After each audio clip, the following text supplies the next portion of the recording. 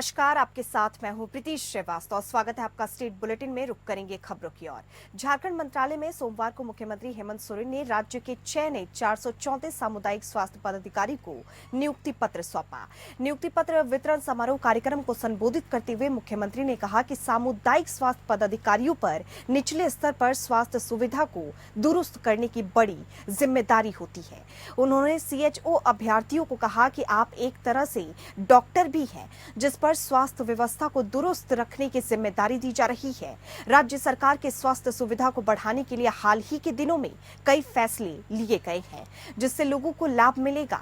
राज्य सरकार स्वास्थ्य सुविधा बेहतर से बेहतरीन करने के लिए कृत संकल्पित है। और आपको बता दें, इधर नियुक्ति पत्र पाकर नव चयनित सामुदायिक स्वास्थ्य पदाधिकारियों में काफी खुशी देखने को भी मिल रही है।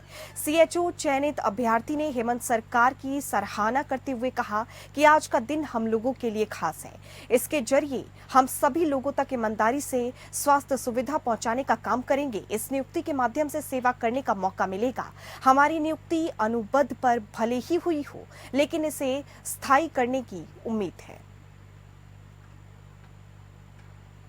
नियुक्ति पत्र हमने बांटा और मुझे लगता है ये बहुत पहले होना चाहिए था, लेकिन ये जिम्मा अब मेरे ही से आया तो हम लोग कर रहे हैं ताकि स्वास्थ्य सुविधा बेहतर हो सके। और ये सभागार नियुक्ति पत्र देने का एक अनवरत गवाह बन रहा है। छापेमारी को लेके क्या कहें? छापेमारी को लेके कौन सा छापेमारी हो रहा है? अरे आजकल ये छापामारी वाला जो कहानी है, ये सब अब मतलब होता है ना कि ये अप्रत्याशित और ये नहीं है, क्योंकि अब चुनाव भी है, बौखलाहट है क्या? और हमारे विपक्ष के जो मुख्य सक्रिय कार्यकर्ता लोग हैं, अब वो सब बाहर अपना काम करें। झारखंड में राष्ट्रीय जांच एजेंसी ED ने बड़ी कार्रवाई की है। आपको बता दें, ED की टीम राजधानी रांची से लेकर चाईबासा तक एक बार फिर सोमवार की सुबह कई ठिकानों पर ED ने दबिश दी है। एजेंसी IAS मनीष रंजन, मंत्री मिथिलेश ठाकुर के PS हरेंद्र सिंह, मंत्री के भाई विनय ठाकुर समेत कई विभागीय इंजीनियर्स से जुड़े 20 ठिकानों पर ये छापेमारी जो है ये की गई है। आपको बता दें, पेयजल और स्वच्छता विभाग के जल जीवन मिशन में अनियमितता से जुड़े मामले को लेकर ED की टीम ये छापेमारी कर रही है। जिन जगहों पर ED की टीम छापेमारी कर रही है उसमें रातू रोड स्थित, आपको बता दें, इंद्रपुरी रोड में विजय अग्रवाल के आवास के अलावा हरमू और मुराहाबादी में भी छापेमारी जो है वो चल रही है। गौरतलब है कि सोमवार की सुबह एक साथी ED की टीम एयरपोर्ट रोड स्थित ED ऑफिस से निकलकर अलग अलग ठिकानों पर पहुंचकर तलाशी ली गई है। झारखंड विधानसभा चुनाव को लेकर सोमवार को भारतीय जनता पार्टी की चुनाव प्रबंधन समिति की अहम बैठक हुई। भाजपा प्रदेश अध्यक्ष बाबूलाल मरांडी के नेतृत्व में ये बैठक हुई। और आपको बता दें, बैठक में पार्टी के विधानसभा चुनाव प्रभारी शिवराज सिंह चौहान, नेता प्रतिपक्ष अमर कुमार बावरी, संगठन मंत्री करमवीर सिंह, सुनील सिंह, विधायक CP सिंह, विधायक अनंत ओझा, सांसद मनीष जायसवाल समेत पार्टी के कई बड़े नेता मौजूद रहे। इस बैठक में विधानसभा चुनाव को लेकर आपको बता दें, बातचीत हुई। रणनीति और चुनाव को लेकर पार्टी की ओर से आयोजित किए जाने वाले कार्यक्रमों पर चर्चा भी हुई। बैठक की जानकारी देते हुए सांसद आदित्य शाह ने कहा कि चुनाव के दृष्टिकोण से ये बैठक काफी महत्वपूर्ण है। उन्होंने कहा कि झारखंड को जिस तरह से लूटखंड बनाकर रख दिया गया है, उसे राज्य की जनता समझ रही है। गौरतलब है कि एक ओर जहां बीजेपी की चुनाव प्रबंधन समिति की बैठक हो रही है, तो वहीं आज ही झामुमो केंद्रीय समिति की विस्तारित बैठक भी बुलाई गई है, जिसकी अध्यक्षता CM हेमंत सोरेन ने की। इस बैठक में झामुमो केंद्रीय नेतृत्व के साथ ही सभी जिलों के जिला अध्यक्ष भी शामिल हुए। बता दें कि कभी भी चुनाव आयोग झारखंड विधानसभा चुनाव की घोषणा कर सकता है। इसे लेकर सभी पार्टियां अपनी तैयारियों में लगी हुई हैं।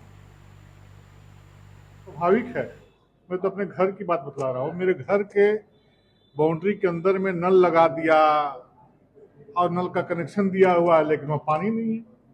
पाइप नहीं बिछा है, टंकी नहीं बना है, उसका फोटो खींच के बिल निकाल लिया। मुझे लगता है बिल निकाल लिया होगा।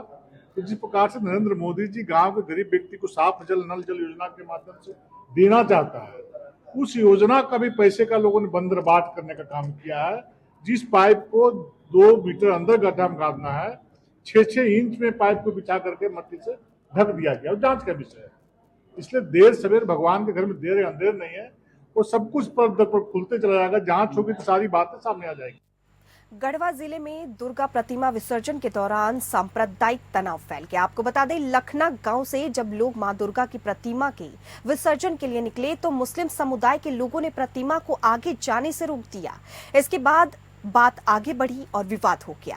पत्थरबाजी शुरू हो गई। बढ़ते विवाद को रोकने के वास्ते एसडीओ और एसडीपीओ मौके पर पूर्व से मौजूद थे, और लेकिन पत्थरबाजी जो है वो जारी रखी गई, जिसे रोकने के लिए पुलिस को हल्का बल का प्रयोग भी करना पड़ा। तब जाकर सुबह 3 बजे प्रतिमा का विसर्जन हुआ। इधर लखना गांव के विवाद का पट्टाक्षेप हुआ था, और आज जिले के आपको बता दें, मदगड़ी गांव में ठीक इसी विषय पर विवाद शुरू हुआ, जो ज्यादा बड़ा रूप अख्तियार कर लिया, और जहां आक्रोशित और पत्थरबाजी कर रही भीड़ को रोकने के लिए पुलिस को लाठीचार्ज भी करना पड़ा और आंसू गैस के गोले भी दागने पड़े। इधर 2 दिनों से लगातार विवाद और बवाल की चर्चा जिले के आगे निकल गई और राज्य मुख्यालय तक पहुंच गई। तभी तो राजनेताओं द्वारा इन 2 मामलों को लेकर एक दूसरे के ऊपर जमकर बयानबाजी जो है वो की जा रही है। बिहार के औरंगाबाद में पहले से विवाद को लेकर 2 पक्षों के बीच जमकर मारपीट हुई। आपको बता दें, जिसमें एक पक्ष के दर्जनों भर लोग जख्मी हो गए। जख्मियों को इलाज के लिए सदर अस्पताल में भर्ती करवाया गया, जहां से एक व्यक्ति को गंभीर अवस्था में बेहतर इलाज के लिए हायर सेंटर रेफर किया गया है। वहीं दूसरे पक्ष के लोगों को भी चोटें आई हैं, जिनका इलाज जो है स्थानीय क्लिनिक में कराया गया है। घटना औरंगाबाद जिले के अंबा थाना क्षेत्र के डुमरा गांव की है। घायलों ने बताया कि पूर्व के विवाद को लेकर थाना क्षेत्र के ही गौरा टोला के लोगों ने मारपीट की घटना को अंजाम दिया है। घायलों ने गांव के दर्जनों लोगों को धारदार हथियार और लोहे के रॉड से मारपीट की, और आरोप लगाया है कि हालांकि कुछ लोग, आपको बता दें, कुछ लोग जो है वो घटना को लेकर प्रेम प्रसंग से जुड़ी बातें कह रहे हैं, जबकि कुछ लोगों का कहना है कि मामला धर्मांतरण से जुड़ा हुआ है, जिसको लेकर 2 पक्षों में मारपीट की घटना घटी। और थाना अध्यक्ष राहुल राज ने बताया कि मामले की जानकारी मिली और घायलों को इलाज के लिए अस्पताल भेजा गया। आवेदन या फर्द बयान मिलने पर मामले में एफआईआर दर्ज कर उचित कार्रवाई की जाएगी।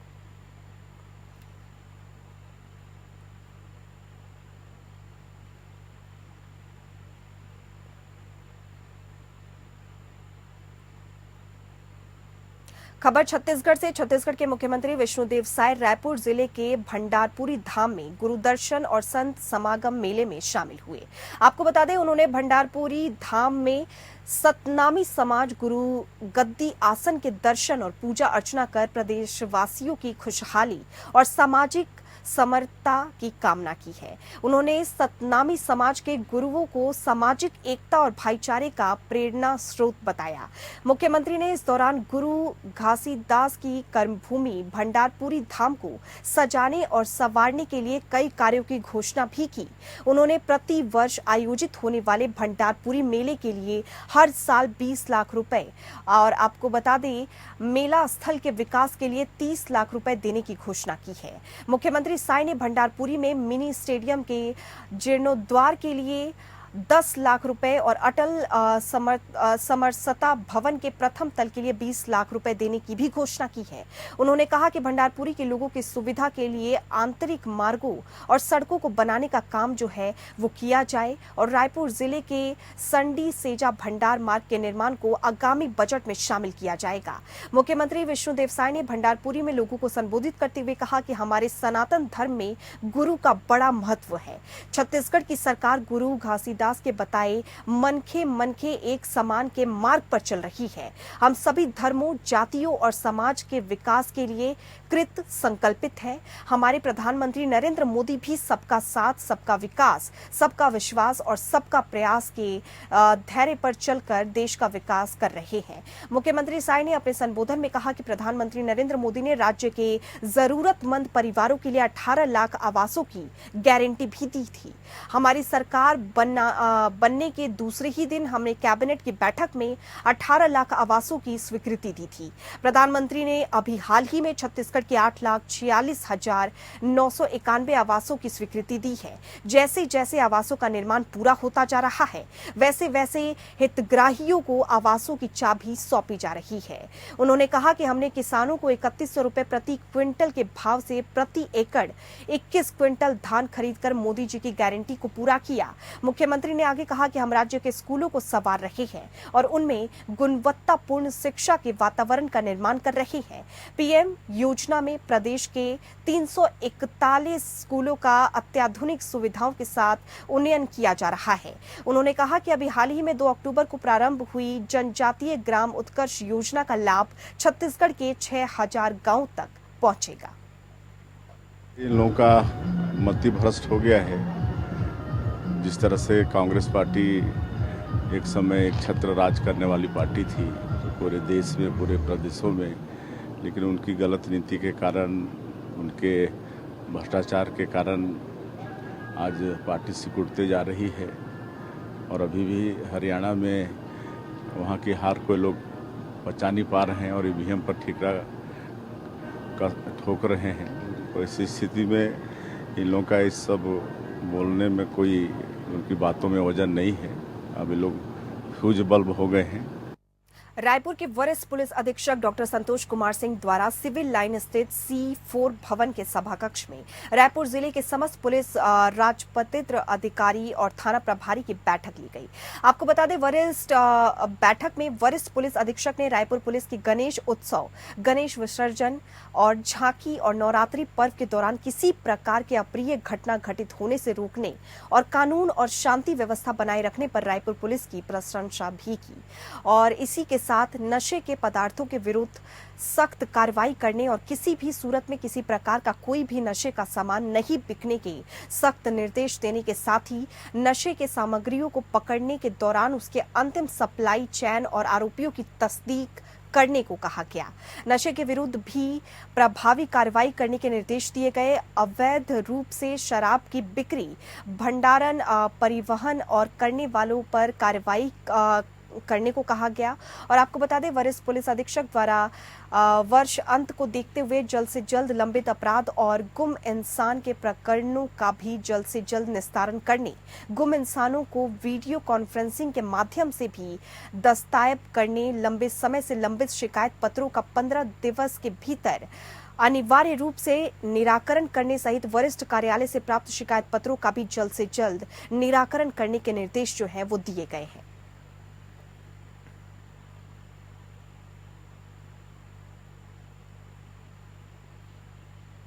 खबर हरियाणा से। आपको बता दें, साइबर सिटी गुरुग्राम के हीरा नगर में उस समय हड़कंप मच गया जब एक बाइक सवार 2 से 3 युवकों ने स्कूटी सवार युवक पर ताबड़तोड़ फायरिंग कर दी। हमलावरों ने स्कूटी सवार युवक पर 3 से 4 राउंड फायरिंग की, जिसके तहत युवक गंभीर रूप से घायल हो गया। हमलावर इतने बेखौफ थे कि दिन दहाड़े हमला कर मौके से फरार हो गए। स्कूटी सवार युवक की पहचान संदीप के रूप में हुई है। संदीप को गुरुग्राम के निजी हॉस्पिटल में दाखिल करवाया गया, जहां उसकी हालत नाजुक बताई जा रही है। हीरानगर में दिन दहाड़ी गोली चलने की जानकारी मिलते ही पुलिस तुरंत घटनास्थल पर पहुंच गई और जांच में जुट गई। शुरुआती जांच में सामने आया कि संदीप और मंजीत ढांडा दोनों बिजनेस पार्टनर थे। बीते कुछ समय से अलग अलग बिजनेस कर रहे थे। बस इसी रंजिश के चलते मंजीत ने अपने साथियों संग मिलकर संदीप पर फायरिंग कर दी। बहरहाल गुरुग्राम पुलिस ने मौके पर पहुंचकर मामले की तफ्तीश जो है वो शुरू कर दी है और हमलावरों की तलाश में जुट गई है।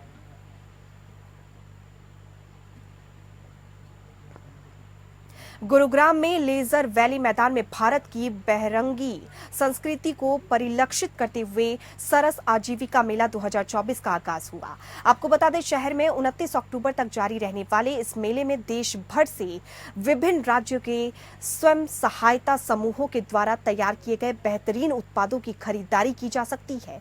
केंद्र सरकार के ग्रामीण विकास मंत्रालय और पंचायत और विकास विभाग के सहयोग से आयोजित किए गए सरस मेले में फूड कोर्ट में गुजरात, हिमाचल, महाराष्ट्र, आंध्र प्रदेश आदि राज्यों के व्यंजनों का स्वाद चखा जा सकता है। इस फूड कोर्ट में लखपति दीदियों ने करीब, आपको बता दें, 25 राज्यों के व्यंजनों का स्वाद लोगों को चखाया। फूड कोर्ट में 50 लाइव खाने की दुकान लगाई गई, जिसमें राजधानी गट्टे की सब्जी, आपको बता दें, कैर सांगरी, बंगाल के फिश करी, तेलंगाना का चिकन, बिहार का लिट्टी चोखा, पंजाब का सरसों का साग और मक्के की रोटी सहित पूरे भारत के स्वादिष्ट पकवान बनाए जा रहे हैं। सरस आजीविका मेला गुरुग्राम सहित राष्ट्रीय राजधानी क्षेत्र के हजारों की संख्या में लोगों के लिए आकर्षण का केंद्र बना हुआ है। साल 1999 में शुरू हुए सरस मेले में लखपति दीदियां आकर्षण का केंद्र बनी हुई है और आपको बता दें, वोकल फॉर लोकल और लखपति दीदी पर आधारित सरस मेले में हर रोज विभिन्न राज्यों की लोक संस्कृति पर आधारित कार्यक्रमों की प्रस्तुति जो है वो दी जा रही है। इस मेले में सबसे खास बात यह है कि हर स्टॉल की लखपति दीदी की सफलता की कहानी हर एक जन के लिए प्रेरणादायक होगी। आप अपनी टीवी स्क्रीन पर मेले का तमाम नजारा देख सकते हैं, तमाम तस्वीरें आप अपनी टीवी स्क्रीन पर देख सकते हैं। मैं तकरीबन 6 साल पहले 2019 से बना रही हूँ अपने प्रोडक्ट को। तो जैसे हम पहले जड़ी बूटी हेयर ऑयल तैयार करते थे, अवेदा का शैम्पू और तेल ये करके तैयार करते थे घर पे, तो फिर हमारी ना जैसे कि क्वांटिटी में ऑर्डर आने लगे क्योंकि रिजल्ट बहुत अच्छे थे। तो फिर हमने ना ऑरिक हर्बल एक ब्रांड अपना लिया, उसके बाद रजिस्ट्रेशन करवाया। फिर हम ये सभी माल जो है ना थर्ड पार्टी में मैन्युफैक्चरिंग करवा रहे हैं। तो ये हमारे बहुत सारे प्रोडक्ट्स हैं, जैसे लौकी का तेल हो गया, लौकी का शैम्पू हो गया, shikakai shampoo, egg protein shampoo, उसके बाद rice water face serum, rice water conditioner हो गया, हल्दी चंदन face wash, papaya face wash. खबर मध्य प्रदेश से। छतरपुर बागेश्वर महाराज की शारदीय नवरात्र की 9 दिनों की उपवास साधना अब पूरी हो गई है। साधना पूर्ण होने के दूसरे दिन धाम पर दिव्य दरबार लगाया गया और आपको बता दें, इस दिव्य दरबार के दौरान बागेश्वर सरकार ने कहा कि अब भारत में जात पात, ऊंच नीच, छुआछूत, भेदभाव को मिटाना है। सरनेम तो सबके रहेंगे, लेकिन अब सरकार को 2 जातियां बनानी चाहिए, अमीर की और गरीब की, ताकि भारत का विकास हो, भारत समृद्ध हो, ताकि गरीबों के साथ अन्याय और अत्याचार जो है वो ना हो। भारत में वर्तमान में हो रहे अंधविश्वास को इसी बल पर रोका जा सकता है। कोई भी सरकार काम नहीं करेगी, अब खुद सरकार बनना पड़ेगा। जात पात, भेदभाव, ऊंच नीच और छुआछूत को हम मिटा करके मानेंगे। हमने भारत में तैयारी कर ली है, सरनेम तो सबके रहेंगे, पर सरकार को 2 जातियां बनानी चाहिए। अगर जाति बनाने का शौक है सरकार को, तो 2 जातियां बना दी जाए, एक अमीर की, एक गरीब की, ताकि भारत का विकास हो, भारत समृद्ध हो और गरीबों के साथ अन्याय और अत्याचार ना हो। और भारत में वर्तमान में हो रहे अंधविश्वास को इन्हीं बल पर रोका जा सकता है। और देखो, कोई भी सरकार काम नहीं करेगी, हमारा तो विचार थोड़ा सोचना अलग है। अब तुम्हें खुद अपना सरकार स्वयं बनना पड़ेगा। खबर उत्तर प्रदेश से। अमन गौतम की पुलिस कस्टडी में मौत के मामले में आपको बता दें, पीड़ित परिवार से मिलने के लिए मोहन लालगंज सांसद आर.के. चौधरी ने पीड़ित परिवार से मिलकर सभी तरह की मदद का आश्वासन दिया। सपा सांसद आर.के. चौधरी ने कहा कि परिवार को न्याय मिलना चाहिए और एक जांच कमेटी बनानी चाहिए, जिससे इस मामले की सही जांच हो सके और परिवार को मुआवजा जो है वो मिलना चाहिए और परिवार के एक लोग को सरकारी नौकरी मिलनी चाहिए। समाजवादी पार्टी की तरफ से पीड़ित परिवार की मदद की जाएगी। अखिलेश यादव भी अमन गौतम के परिवार से मिल सकते हैं और मुलाकात कर सकते हैं।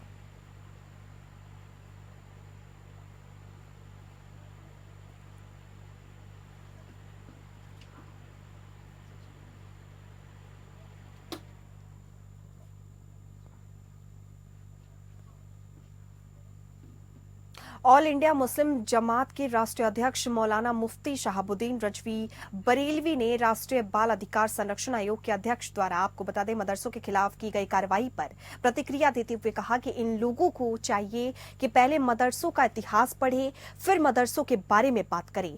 मौलाना ने कहा कि राष्ट्रीय बाल अधिकार संरक्षण आयोग के अध्यक्ष हमेशा किसी न किसी मदरसे के विरुद्ध जांच पड़ताल करते रहते हैं या सरकार को पत्र लिखते हैं कि वो कोई ना कोई बहाना बनाकर मदरसों को कटघरे में खड़ा करते रहते हैं।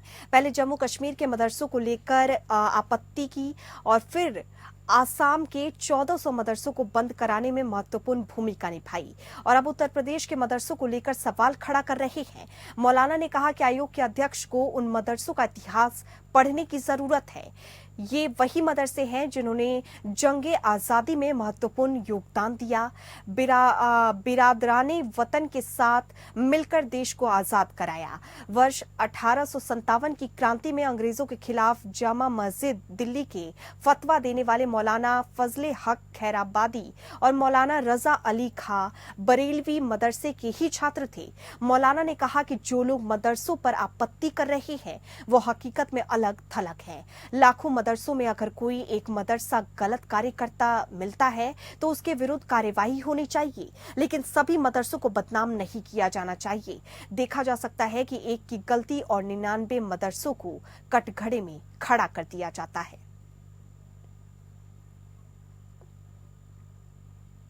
जहां एक और उत्तर प्रदेश सरकार अपने प्रदेश को उत्तम बनाने के लिए कड़े से कड़े नियम कानून व्यवस्था बनाई हुई है, वहीं प्रदेश सरकार के कार्यकार यानी कि अधिकारी और कर्मचारी अपने सुविधा अनुसार नए नियम बनाकर प्रदेश के नियमों को चुनौती दे रहे हैं।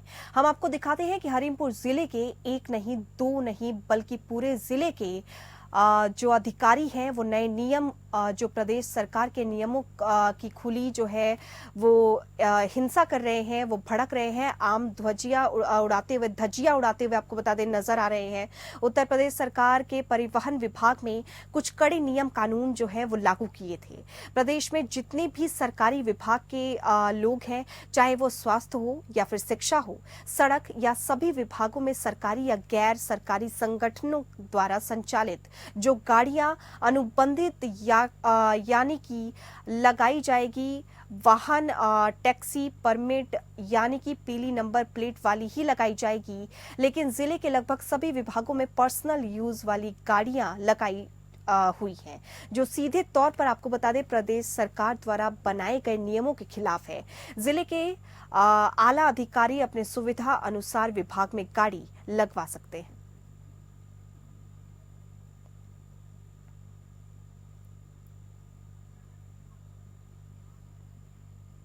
रायबरेली आशा संगिनी कर्मचारी संगठन भारतीय मजदूर संघ ने रायबरेली जिला अधिकारी कार्यालय के बाहर अपनी मांगों को लेकर जमकर प्रदर्शन किया है।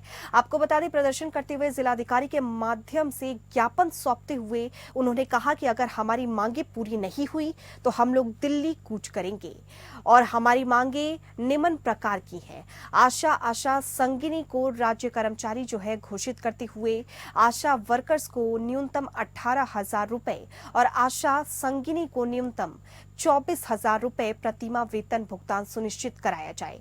प्रधानमंत्री आवास सुनिश्चित कराया जाए, इज्जत घर सुनिश्चित कराया जाए, इलेक्ट्रॉनिक स्कूटी और टैबलेट लैपटॉप सुनिश्चित कराए जाए, महीने में 24 दिन के बजाय 30 दिन का कार्य दिया जाए, निःशुल्क बीमा और दुर्घटना में मृत्यु होने पर 15 लाख रुपए का मुआवजा दिया जाए, रिटायरमेंट बेनिफिट के रूप में एक मुफ्त रुपया 10 लाख का भुगतान किया जाए। अनुभवी आशा संगिनी वर्कर्स को टीकाकरण का प्रशिक्षण का व्यवस्था कराया जाए। आशा संगिनी को ANM आशा को आशा संगिनी के पद पर पदोन्नति प्रदान की जाए और तमाम ऐसी योजनाओं को लेकर आशाओं ने जमकर जो है प्रदर्शन किया।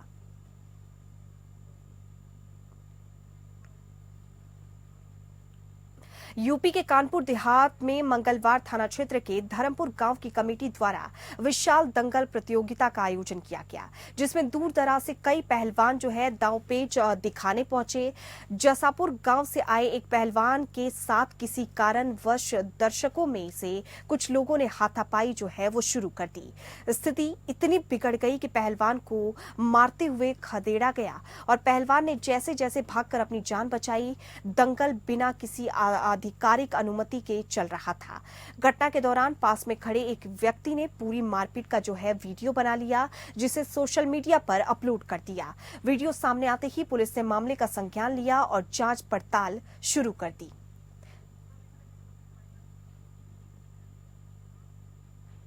और इसी के साथ स्टेट बुलेटिन में फिलहाल इतना ही। नमस्कार।